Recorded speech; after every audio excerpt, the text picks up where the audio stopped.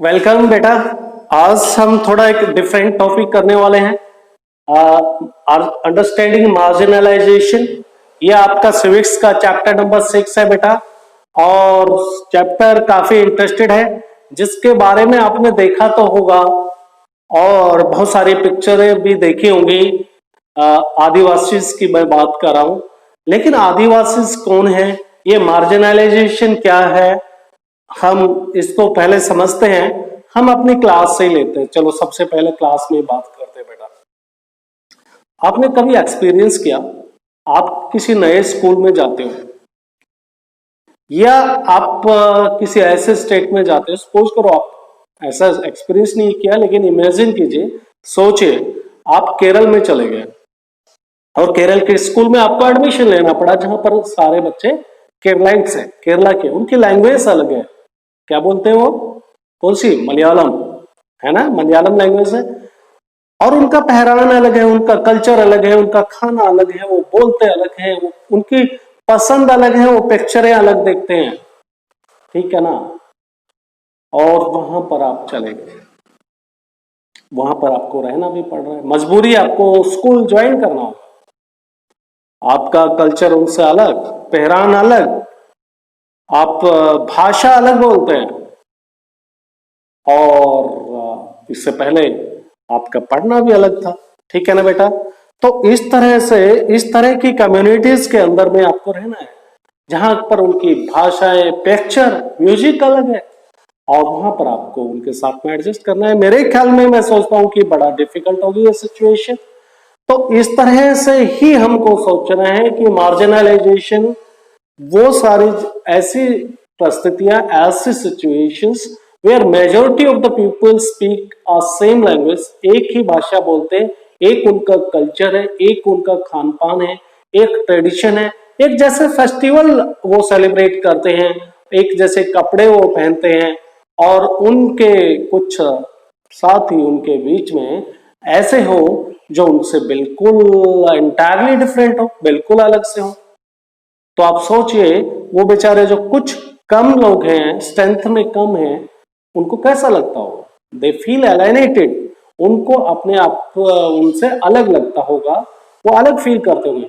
और ये similar situation, इस तरह की परिस्थितियां जब किसी कम्युनिटी में, समुदाय में, या फिर किसी एक बड़ी जगह में बनती है, जहां पर जो ज्यादातर लोग हैं उनसे जिनकी पॉपुलेशन कम है, उनके साथ एक अलग से ट्रीटमेंट किया जाता है, उनको आइसोलेट कर दिया जाता है, उनसे बातचीत नहीं होती है, उनको जो सरकार की तरफ से स्कीम्स हैं, वेलफेयर की स्कीम है, जो फैसिलिटीज हैं, जो एजुकेशन है, और ये सारी सुविधाएं वो नहीं मिलते हैं, देन दे फील मार्जिनलाइज्ड। मुझे आशा है कि मार्जिनलाइजेशन आप समझ पाए होंगे कि मार्जिनलाइजेशन क्या है। जब ग्रुप ऑफ पीपल्स बहुत जो मेजॉरिटी में है, उनके साथ में कुछ कम लोग जिनकी भाषा, धर्म, और इवन हाँ धर्म भी अलग है उनके, ये ना तो हिंदू है, ना मुस्लिम है, ना सिख है, ना क्रिश्चियन है, ये अलग सेक्ट है, समुदाय है। इसके बारे में इस चैप्टर में हम बहुत बात करने वाले हैं डिटेल्स में, लेकिन अभी हम चैप्टर के पॉइंट ऑफ व्यू से समझ लेते हैं, चैप्टर क्या कहता है मार्जिनलाइजेशन के बारे में, वो समझ लेते हैं। ये तो मैंने एक आपके अंडरस्टैंडिंग डेवलप करने के लिए समझ विकसित किया है, मार्जिनलाइजेशन है क्या, ठीक है ना। मार्जिनलाइजेशन मीन्स सर्टेन पर्सन और sect of the people made to feel of lesser importance by those in power. कि वो मार्जिनलाइजेशन उसे कहते हैं कि जो कुछ पर्सन है या कुछ समुदाय के लोग हैं, छोटा ग्रुप जो एक जगह पे रहते हैं, वो उनको ऐसा महसूस करा दिया जाता है, made to feel of lesser importance, कि उनकी इंपॉर्टेंस इस कम्युनिटी में, इस देश में, हमारे देश में सबसे कम है, ठीक है ना। तो वो हो गए marginalized people. Their demands are usually overheard and their desire और dreams are ignored by the society. और उनकी जो मांगे हैं उनको अनसुना कर दिया जाता है, ठीक है, कोई सुनता नहीं उनकी डिमांड्स को, और उनकी फीलिंग्स, उनके सपने कभी पूरे नहीं होते, समाज के अंदर उनकी कोई बात नहीं सुनता, उनको इग्नोर कर दिया जाता है। They are the marginalized people. The Indian Constitution strictly asks to celebrate the diversity of our populations. Indian Constitution strictly asks us to celebrate the diversity of our population and treat all its citizens as equal. हम ऐसा कर तो रहे हैं, कुछ communities को हम isolate कर रहे हैं, उनको बराबर अधिकार नहीं दे रहे।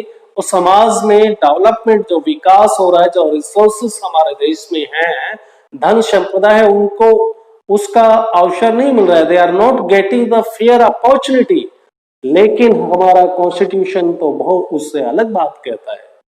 क्या कहता है आपका कॉन्स्टिट्यूशन? आपका कॉन्स्टिट्यूशन बेटा कहता है कि ये जो डाइवर्सिटी है, ये जो विभिन्नताएं देखने को मिलती है, अलग अलग कल्चर है, अलग रिलीजन के लोग हैं, अलग सेक्ट के लोग हैं, इनको हमको सेलिब्रेट करना चाहिए, स्वीकार करना चाहिए, उनको गले से लगाना चाहिए। जो डाइवर्सिटी, जो मार्जिनलाइज्ड पीपल है, जो कम पॉपुलेशन में है, जो कम है, माइनॉरिटी में है, उनको हमको साथ में लगाना चाहिए और ऐसे पॉपुलेशन को हम बराबर ही का व्यवहार करना चाहिए, समानता के साथ व्यवहार करना चाहिए। तो this is what our constitution says. और इससे पहले हमने डिस्कशन किया हमारे पॉपुलेशन, हमारे देश की जो जनसंख्या है, मेजोरिटी के लोग how behave with the marginalized people. अब हम बात कर लेते हैं कि but there are the few sections of our society that have definitely been marginalized by us.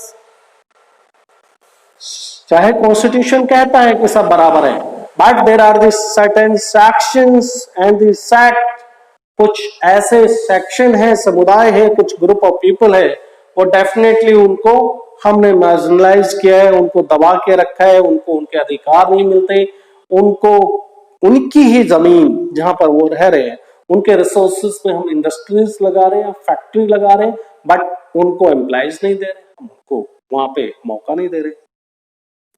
आपने आदिवासी टर्म तो सुना होगा। आदिवासी समाज के अंदर कुछ लोग हैं ना, अलग पहरान है, पत्ते बांध के जो जीते हैं, पत्ते उनका पहरान होता है, ऊपर मोर पंख वगैरह, कुछ अलग से अलग पगड़ी, और कभी कभी आपने किसी पिक्चर में उनका डांस में देखा होगा, बेहतर एकदम अपने आप में उत्तम उम्दा क्वालिटी का उनका डांस, और उनमें आपस में एक देखने लायक एकता मिलती है आपस में। बट बेचारे वो क्या करते हैं, फॉरेस्ट में, जंगल में रहते हैं, और हमारी जो शहरी या ग्रामीण सोसाइटी से अलग, और उनको कोई सुविधाएं, सुख, ये रोड या ट्रैफिक, ये ट्रेन या हवाई जहाज और ये इंडस्ट्रीज का ये सब जो आज के दिन आप जो फील कर रहे हो, जो टीवी, दूरदर्शन, मीडिया और ये सब कुछ उन तक नहीं पहुंचता है। That's why they are the marginalized people. हम बात करें आदिवासी की। अब बेटा इन आदिवासी को बारे में थोड़ा सा और जान लेते हैं। They usually translate the original inhabitant of our country.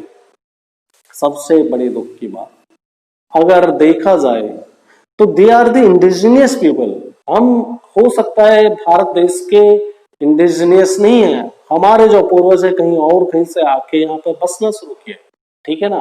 Aryan की बात करें या कुछ दूसरे लोग, मुस्लिम्स हैं, दूसरे देश से, आर्यन कंट्री से, लेकिन वो तो बेचारे यहाँ के हैं, खुद अपने ही देश की संपदा का इस्तेमाल, अपने रिसोर्सेज का इस्तेमाल वो नहीं कर पा रहे। वो इस देश के हैं, इस धरती पे पैदा हुए उनके पूर्वज, उनके साथ ऐसा हो रहा है, ठीक है ना। Adivasis are different set of social norms and behaviours than the modern society.